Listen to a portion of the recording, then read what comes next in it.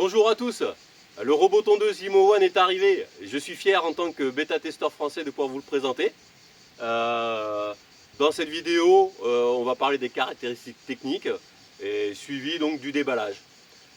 Donc concernant les caractéristiques techniques, ce robot il est hors norme. Il n'y a pas d'équivalent sur le marché, voilà, notamment pour la concurrence, notamment par son système de traction déjà par chenille. Qui permet de se déplacer sur toutes les surfaces. Il peut gravir des pentes jusqu'à 45 degrés. Concernant le plateau de coupe, il est composé en fait de deux lames de 20 cm, donc qui lui permet donc en un seul passage de couper 40 cm. Ces lames peuvent tourner jusqu'à 6000 tours par minute. Donc voilà, 6000 tours par minute, l'herbe va être foudroyée, ça devrait bien couper. Concernant la hauteur de coupe, donc on peut régler de 3 cm jusqu'à 10 cm. Voilà, là aussi 10 cm, on va pouvoir passer sur des zones vraiment touffues. Concernant la batterie, elle est énorme. La batterie, elle fait 15 ampères-heure. Voilà, elle est sous 35 volts. Les données techniques disent qu'on peut faire jusqu'à 2200 mètres carrés par charge. Voilà, 2200 mètres carrés par charge. Avec un temps de travail, avec une seule charge, d'environ 3 heures. Voilà, donc en faisant quelques calculs, et par rapport à ce qui est donné, on peut voir qu'on peut faire environ 900 mètres carrés par heure. Voilà, 900 mètres carrés par heure. Au niveau de la capacité d'enregistrement de la cartographie. Bon ben là, on explose tout. Le robot peut enregistrer jusqu'à 60 000 mètres carrés. 60 000 mètres carrés. Voilà, on n'est pas comme sur la concurrence où on est bridé à 1000, à 3000 ou à 5000 mètres carrés. Là non, avec ce robot, on peut tondre jusqu'à 60 000 mètres carrés. Voilà, donc là, il n'y a plus de limite. On peut créer jusqu'à 80 zones. Voilà, 80 zones de tonte qu'on va pouvoir programmer en fonction des jours, de nos envies. Voilà, sur l'application. Concernant la navigation du robot, on est donc sur du RTK couplé au VSLAM. Voilà, donc le RTK, je le rappelle, c'est du guidage par GPS. Et le VSLAM, en fait, c'est de la vision AI. Voilà. Concernant la couverture RTK, donc elle est donnée pour 1 km. C'est-à-dire qu'entre l'endroit où est positionnée l'antenne de référence RTK et le robot, il peut y avoir jusqu'à 1 km. Ah, c'est démesuré, je suis d'accord. Mais au moins, on sent qu'il y a de la puissance. Il n'y aura pas de problème a priori de couverture et de transmission des signaux.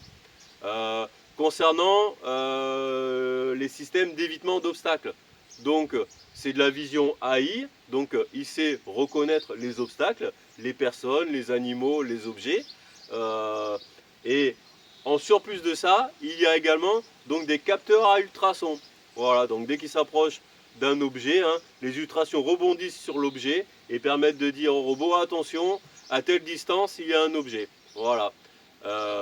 Concernant le RTK, l'IMO nous indique qu'on peut faire jusqu'à entre 100 et 150 mètres carrés de tonte sans RTK.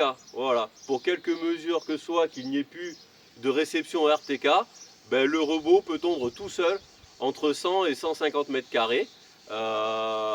Et son temps de tonte sans signal peut aller jusqu'à 10 minutes. Voilà, ce qui fait que ce robot est vraiment différent des autres. D'une part, par la traction par chenille, le plateau de coupe avec ses deux lames, similaire à un robot tondeuse traditionnel, mais en plus petit, à 6000 tours par minute, une hauteur de coupe qui va jusqu'à 10 cm, d'une batterie énorme de 15 ampères-heure, d'une cartographie, voilà, 60 000 mètres carrés, voilà. Bon, on va passer au déballage maintenant, voir ce qu'il y a à l'intérieur. Donc, hop, on va regarder, alors attention, le colis il est très lourd, le robot aussi, donc il va falloir se faire aider. Hein. Pour déplacer le carton, il faut être au moins deux. Hein. Voilà. Je vais enlever le robot du carton, on va déballer, c'est parti. Hop. Alors, premièrement, sur le dessus, on va retrouver le guide de démarrage rapide. Hein. Voilà, de quoi les différentes compositions, les éléments.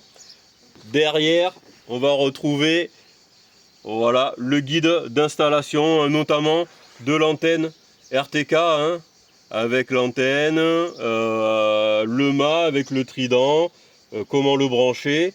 Et on va voir aussi qu'il y a également le système en fait de fixation murale, voilà, qui là en fait est offert chez certaines marques. Voilà, cette option est payante, là elle est offerte. Donc, hop, premièrement, donc le mât, donc qui sera à visser. Au bout, on installera l'antenne RTK. Ensuite, le trident. Donc le trident qui va permettre donc de fixer le mât dans le sol, hein, directement dans la terre. Hop, et on va pouvoir mettre le mât fixé dessus. Ensuite, comme je disais tout à l'heure, donc le support mural hein, qui est offert. Voilà, on va pouvoir mettre l'antenne RTK sur le dessus et le fixer contre un mur. Voilà, vous allez voir, et la visserie est fournie en plus de ça. Donc, hop, allez, on va faire un petit lot. Donc là, qu'est-ce que j'ai?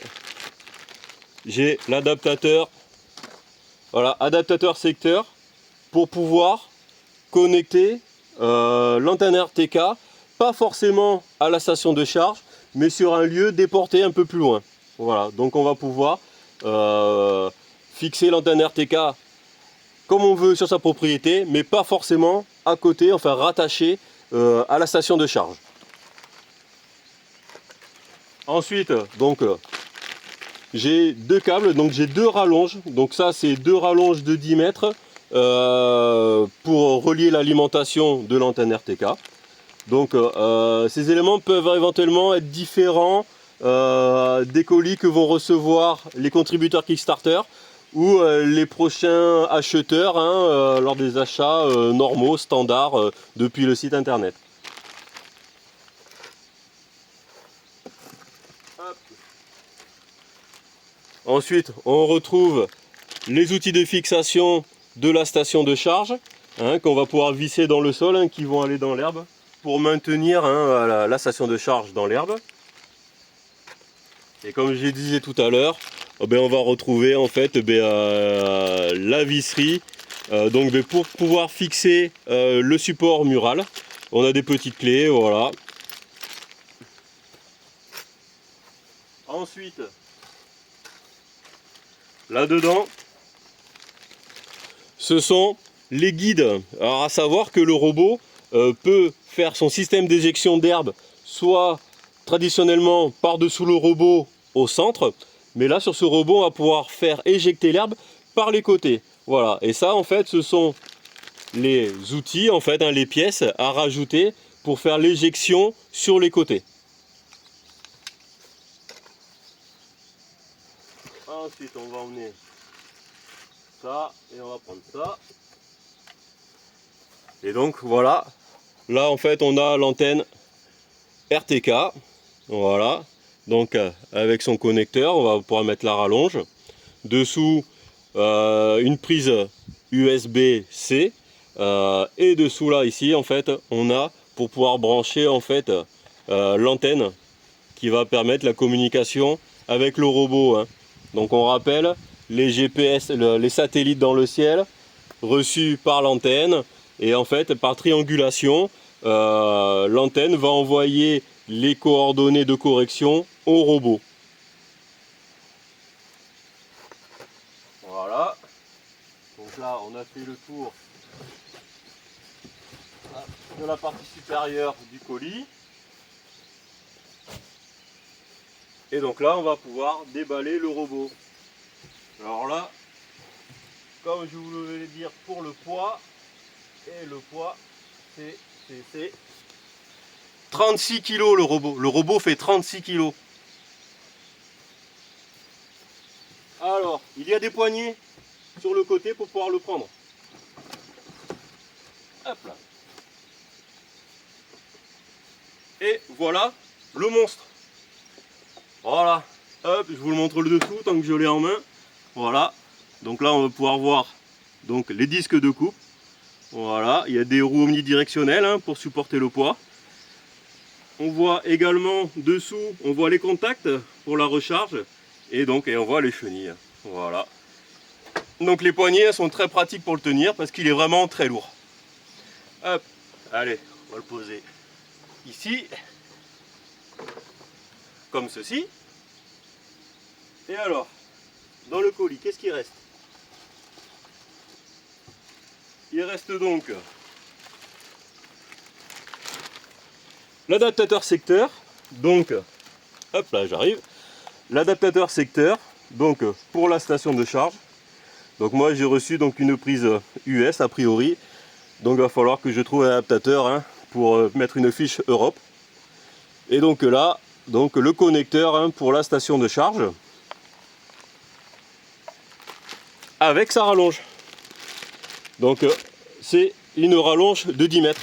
Une rallonge de 10 mètres pour la station de charge. Et maintenant il ne reste plus que donc, la station de charge. Hop. Bon, c'est très bien emballé. Hein. Ça a l'air costaud. Hop. On enlève les cales.